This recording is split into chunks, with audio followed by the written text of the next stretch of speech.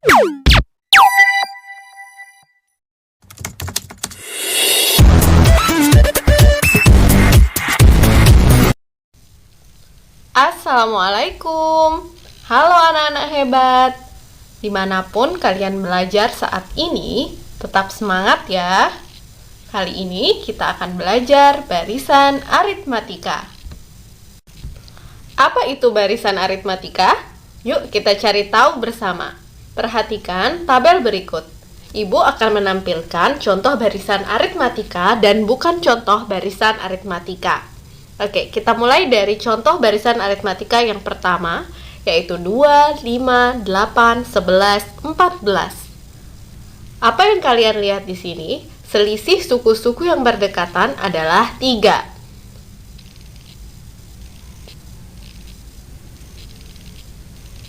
Oke, selanjutnya Ibu akan menampilkan bukan contoh barisan aritmatika.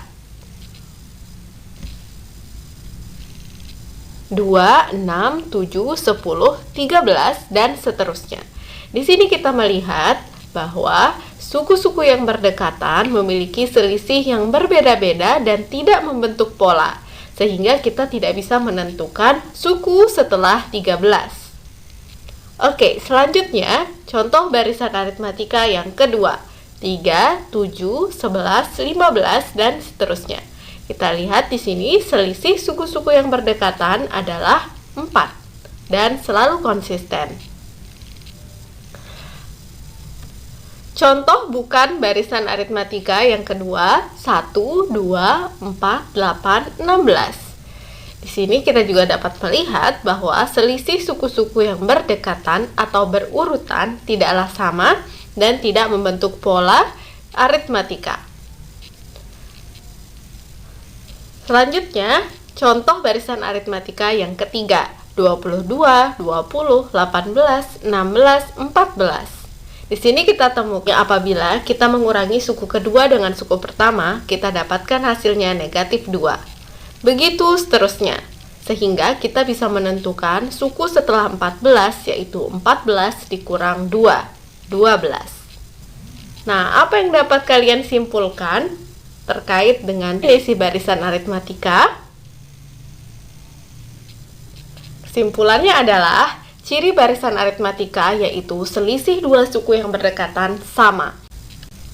Oke anak-anak, tadi kalian sudah berhasil menemukan ciri atau definisi dari suatu barisan aritmatika.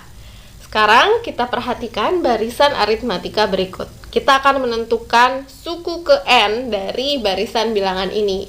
N di sini adalah sembarang bilangan asli yang mana menunjukkan urutan dari suatu suku yang ada pada suatu barisan bilangan. Oke, kita mulai dari pertanyaan pertama, suku ke-1 dari barisan aritmatika. Berarti N-nya di sini adalah 1. Kita lihat suku pada urutan pertama yaitu 2. Kemudian soal selanjutnya, suku ke-5 dari barisan aritmatika di atas. Oke, berarti kalian harus cari suku pada urutan ke-5. 14. Kemudian pertanyaan selanjutnya, suku ke-7 dari barisan aritmatika di atas. Nah, berarti kita harus melanjutkan ya, karena pada layar kita hanya melihat sampai suku ke-5. Nah, kita lihat di sini selisih suku-suku yang berdekatan adalah 3. Berarti suku ke-6 dari barisan bilangan berikut adalah 14 ditambah 3, yaitu 17. Kemudian suku ke-7-nya adalah 17 ditambah 3, yaitu 20. Nah, selanjutnya, pertanyaan selanjutnya, suku ke-100 dari barisan aritmatika di atas adalah. Nah, kalau kita mengerjakan atau mencari suku ke-100 dengan cara seperti kita mencari suku ke-7, maka akan memakan banyak waktu. Untuk itu kita perlu menentukan suatu rumus suku ke N atau pola ke N dari barisan aritmatika. Nah, bagaimana caranya? Maka kita harus menyepakati dua hal. Yang pertama, kita sepakati dulu bahwa variabel A kecil di sini menandakan suku pertama dari suatu barisan bilangan. Kesepakatan yang kedua, B kecil adalah beda pada barisan aritmatika. Yang mana pada barisan bilangan yang kalian lihat sekarang, bedanya adalah positif 3. Oke, itu kesepakatan kita ya. Oke, kita mulai mengganti barisan bilangan ini sesuai dengan kesepakatan kita. Kita akan rubah suku pertamanya menjadi A, kemudian bedanya menjadi B. Oke, kita mulai. Suku pertama di sini 2, kita ganti dengan A. Kemudian bedanya kita ganti dengan B. Sehingga suku kedua dari barisan ini ditulis dengan A tambah B. Karena suku kedua dari barisan bilangan tersebut diperoleh dari penjumlahan suku pertama dengan bedanya. Selanjutnya, suku ketiga dapat ditulis dengan penjumlahan suku kedua dengan beda, yaitu A tambah B sebagai suku kedua, kemudian ditambah B lagi. Selanjutnya, suku keempat adalah hasil penjumlahan suku ketiga dengan beda, yaitu A tambah B tambah B tambah B. Begitu seterusnya.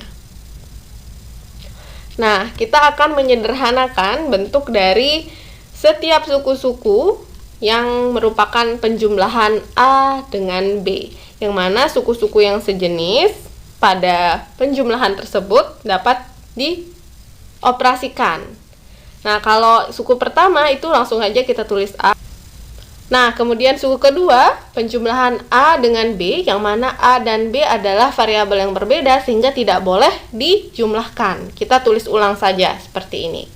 Kemudian A tambah B tambah B.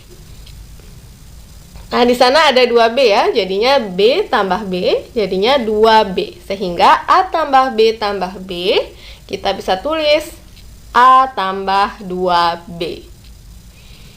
Selanjutnya, pada suku keempat, A tambah B tambah B tambah B, itu bisa disederhanakan menjadi A tambah 3B.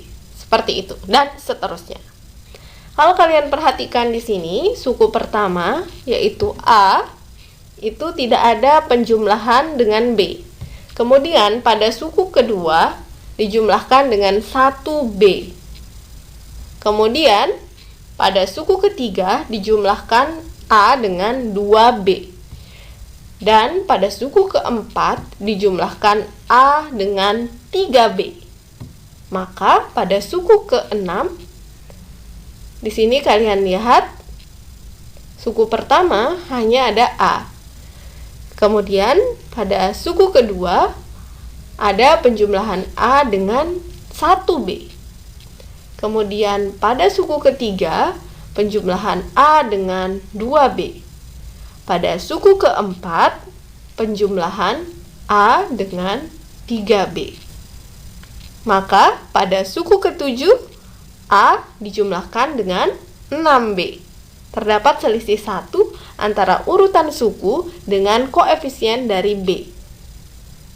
Sehingga pada suku ke N, A akan dijumlahkan dengan N dikurang 1 kali B. Sehingga suku ke N juga dapat dituliskan dengan UN.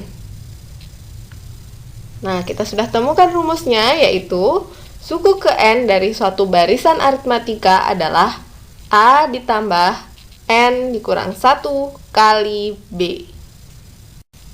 Oke, tadi kita sudah temukan ya rumus suku ke N dari suatu barisan aritmatika. Ini secara umum ya. Rumus suku ke N-nya adalah A ditambah N dikurang 1 dikali B. Ayo, kalian masih ingat nggak? UN itu apa maksudnya? Suku ke N. Kemudian A itu apa? Suku ke 1 atau suku pertama dari suatu barisan aritmatika. Kemudian N itu apa? N itu adalah urutan suku. Kemudian B adalah beda atau selisih suku-suku yang berdekatan. Nah, tadi pertanyaannya adalah suku ke 100 dari barisan aritmatika 2, 5, 8, 11, 14. Maka di sini kita fokus mencari suku ke 100. Nah, kita manfaatkan rumus suku ke N tadi. UN sama dengan A ditambah N-1 dikali B. Sehingga yang kita cari sekarang adalah U100. N-nya diganti dengan 100. Kemudian A itu suku pertama. Suku pertama dari barisan bilangan yang ditanyakan tadi adalah 2. Sehingga kita ganti A-nya itu dengan 2. Kemudian beda dari barisan aritmatika tersebut adalah 3 ya. Sehingga kita akan ganti B-nya menjadi 3. Nah, selanjutnya ingat kerjakan dulu yang di dalam kurung. Sehingga kita peroleh suku ke 100-nya sama dengan 2 ditambah 99 dikali 3. Nah, sekarang kalian selesaikan cari suku ke 100 ini dan 10 komen tercepat yang menjawab suku ke 100, Ibu kasih thumbs up. Nah, sekarang ayo anak-anak terapkan pemahaman yang telah diperoleh tadi pada soal berikut. Jika 5, Y, dan 19 dikurang Y merupakan 3 suku berurutan dari barisan aritmatika, maka nilai Y adalah... Nah, sekarang kita tuliskan ulang barisan bilangan pada soal, yaitu suku pertamanya adalah 5, suku keduanya adalah Y, suku ketiganya adalah 19 dikurang Y. Karena ini adalah barisan aritmatika, maka suku-suku yang berdekatan memiliki selisih yang sama, yaitu B, atau kita kenal dengan beda. Sehingga apabila kita kurangi Y dengan 5, hasilnya adalah B. Begitupun dengan 19 min Y dikurang Y, maka hasilnya juga B. Sehingga Y dikurang 5 sama dengan 19 dikurang Y dikurang Y. Nah, sekarang dari sini kalian bisa menentukan nilai Y-nya dengan menggunakan operasi aljabar. Selamat mengerjakan, silahkan tulis jawabannya di kolom komentar. 10 komen pertama dengan jawaban benar, Ibu kasih thumbs up. Terima kasih untuk semua anak-anak hebat yang sudah memperhatikan pelajaran hari ini. Video selanjutnya akan membahas barisan geometri. Sekian, Assalamualaikum warahmatullahi wabarakatuh.